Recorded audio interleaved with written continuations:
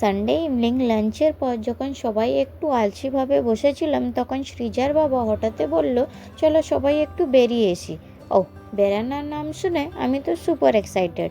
তাড়াতাড়ি রেডিও হয়ে গেলাম। তারপরে আমরা আমার ঘর থেকে বেরিয়ে একটা অটো ধরে নিলাম। হাই হ্যালো এভরিওয়ান, আমি সৃজার মা, তোমাদের সবাইকে স্বাগত আমার এই ব্লগে।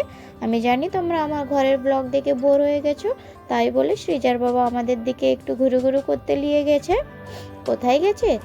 এটা হচ্ছে আহমেদাবাদের ফেমাস লেক, কাংক্রিয়া লেক। প্রথমেই দেখলে সৃজার বাবা গেটের কাছ থেকে টিকিট কেটে নিয়েছিল। টিকিট কেটে আমরা ভিতরে ঢুকে দিয়েছিলাম। ভিতরে ঢুকতে যা ক্রাউড, আর চারিদিকে জল দেখে মনটা এত খুশি হয়ে গেল, খুব সুন্দর। হ্যাঁ, আর এটা হচ্ছে কাংক্রিয়া ফেমাস টয় ট্রেন। এই টয় ট্রেনটা খুবই ভালো।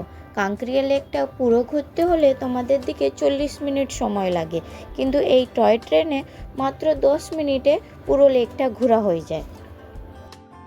যত ফার্স্ট টাইম পার্কে গেল, ওই জন্যে ও এতটা খুশি হচ্ছিল আর ওর এতটা ভালো লাগছিল, এতটা এনজয় করছিল পার্কে। ও চারিদিকে জল দেখে, ওর খুশি দেখে সৃজার বাবার আর আমাদের দুজনের ভীষণ খুশি হয়ে গেলাম আমরা। দেখছো তো, এবার টয় ট্রেনটা স্টার্ট হয়ে গেছে। হ্যাঁ, আমরা টয় ট্রেনে চাপিনি, কিন্তু টয় ট্রেনে চাপলে তোমার এই কাংক্রিয়া লেকটা মাত্র 10 মিনিটে তোমাকে ঘুরিয়ে নিয়ে চলে আসবে ওরা। এই ট্রেনটা দেখতে সৃজাও কিন্তু খুব পছন্দ করছিল। সন্ধ্যের 6টার পর থেকে ওখানে এই লেকের পাশে যে লাইটসগুনি থাকে, কালারফুল লাইটসগুনি, এগুনি ওখানে স্টার্ট করে দেয়। আর ভীষণ সুন্দর লাগে দেখতে। এতে জলটা যেমন আরও যেমন ভালো লাগে দেখতে, কি কালারফুল কালারফুল সুন্দর সুন্দর লাইটের সাথে জলগুনি খুব ভালো লাগে। হ্যাঁ, আর আমার বাঙালি ভিউয়ার্সদের জন্য বলে দিই, এই জলে মাগুর মাছও আছে, কিন্তু আমি তার ভিডিওটা নিতে পারলাম না। এখানে একটা শিব মন্দিরও আছে, যেটা আমি তোমাদের দিকে ঘুরে একটু দেখালাম।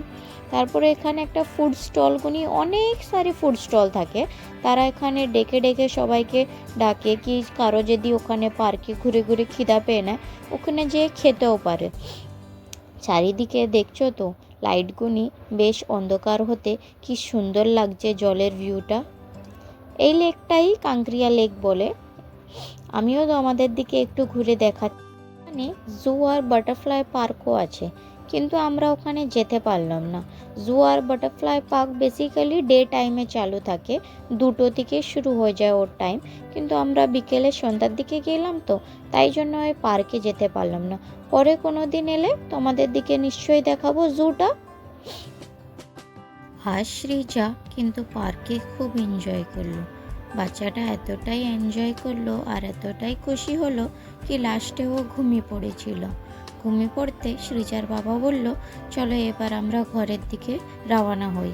তাই বলে এবার আমরা ঘরের দিকে চলে যাচ্ছিলাম। গেটের বাইরে অনেক সারা টয়েস পাওয়া যায়। হ্যাঁ, ওখানে গেটের বাইরে টয়েস বিক্রি হয়। আমিও ভাবলাম আমি সৃজার জন্যে একটা দুটো টয়েস কিনি। প্রথমে বুঝতে পারলাম নি কি কিনি ওর জন্যে। তারপরে একটা মাছ আর একটা ফোন কিনলাম ওর জন্যে। দুটোই লাইট আর গান বাজে, বাচ্চাটা দেখে খুশি হবে। চলো, তোমাদের সবাইকে টাটা, বাই বাই।